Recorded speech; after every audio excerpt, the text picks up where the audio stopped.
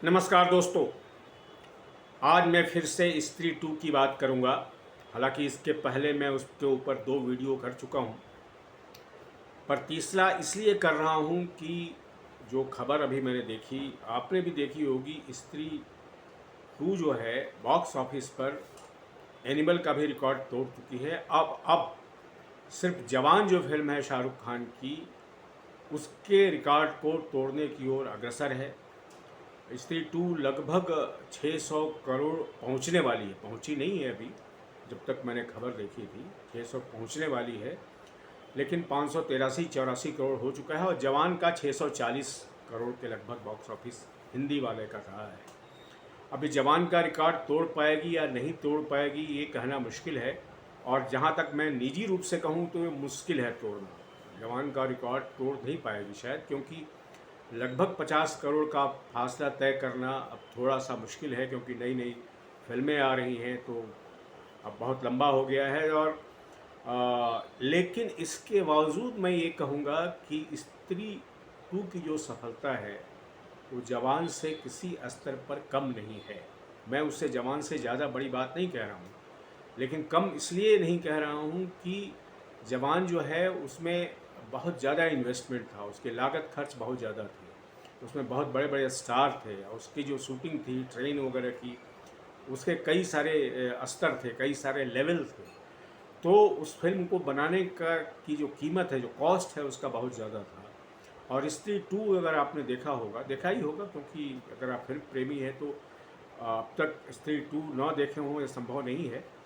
तो आप देखिएगा कि उसकी जो लागत है वो बहुत ज़्यादा नहीं है। उसमें स्टार सिर्फ 2 ही हैं, जो दोनों में से कोई शाहरुख खान के टक्कर के नहीं हैं। श्रद्धा कपूर हैं और राजकुमार राव हैं। दोनों स्टार तो है ही, लेकिन शाहरुख खान के लेवल के नहीं हैं। और उसमें पंकज त्रिपाठी भी हैं और उसमें अभिषेक बनर्जी भी हैं, तो ये सब भी उसमें ज़रूर हैं, लेकिन इतने बड़े उसका जो कॉस्ट है इतना बड़ा नहीं नहीं है जितना जवान का। उसमें वो नंबर 2 पर पहुंच गई है बॉक्स ऑफिस पर। ये उसको मैं बड़ी सफलता मानता हूँ। और अक्सर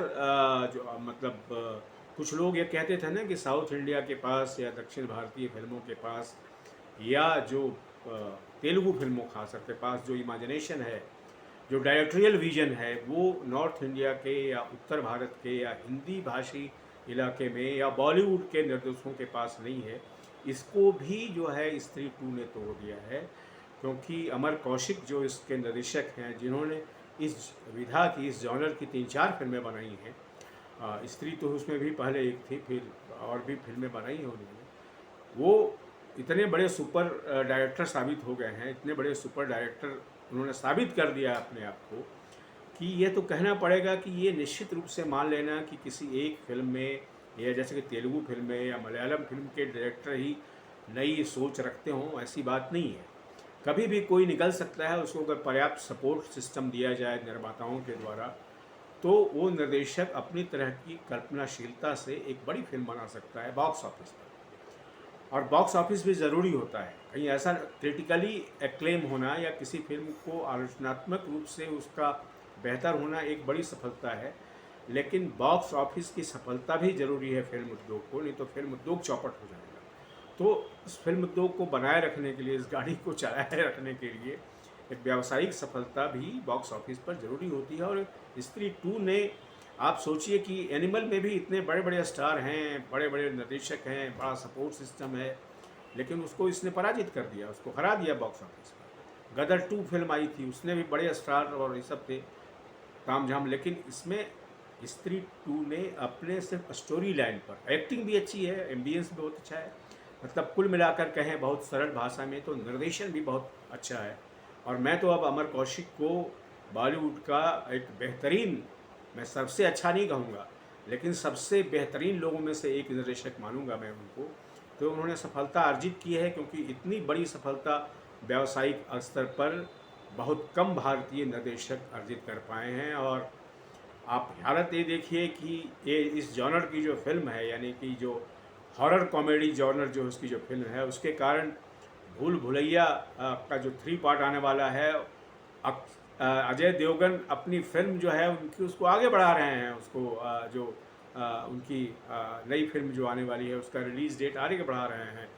जो सिंघम अगेन है, जो रोहित शेट्टी के निर्देशन में बनी है। तो ये एक जॉनर की सफलता है। इस जॉनर की सफलता के लिए मैं फिर से अमर कौशिक को, उनकी प्रतिभा को, उनके टैलेंट को मैं अंडरलाइन करूँगा, उसको रेखांकित करूँगा। और मुझे लगता है इसीलिए मैं वीडियो कर रहा हूँ कि कैसे एक बड़ा निर्देशक हमारे बीच में आया है जो पुराने सभी निर्देशकों के जो क्लिशेस थे, उनके जो तरीके थे, उसको उसने बदल दिया है। आज की वीडियो में दोस्तों सिर्फ इतना ही। आपसे निवेदन है कि आप मेरे इस यूट्यूब चैनल देखिए, सब्सक्राइब कीजिए, लाइक कीजिए, कुछ कमेंट कीजिए। Thank you very much.